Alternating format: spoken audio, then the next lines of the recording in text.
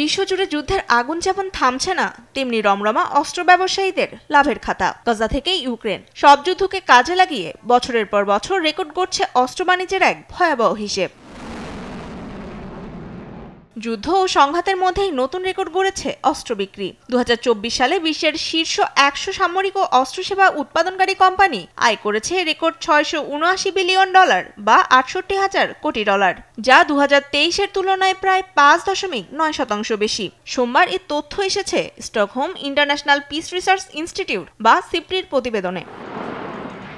অস্ত্র বিক্রির বাড়তি আয় মূলত যুক্তরাষ্ট্র ও ইউরোপ ভিত্তিক কোম্পানিগুলোর হাত ধরে এসেছে। তালিকাভুক্ত 100 প্রতিষ্ঠানের মধ্যে কেবল মার্কিন প্রতিষ্ঠানগুলোর যৌথ আয় দাঁড়িয়েছে $334 বিলিয়ন, যা একক আয়ের অর্ধেকেরও বেশি।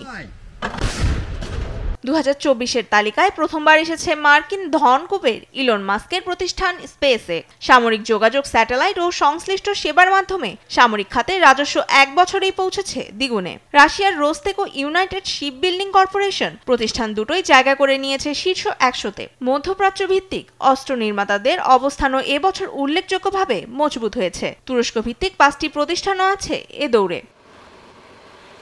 গাজায় ইসরায়েলি আগ্রাসনে ইসরায়েলি ড্রোন ও অ্যান্টি-ড্রোন প্রযুক্তির প্রতিও আগ্রহ বাড়ছে ক্রেতাদের। তনিমা ইসলাম, নিউজ ডেস্ক, দেশ টিভি।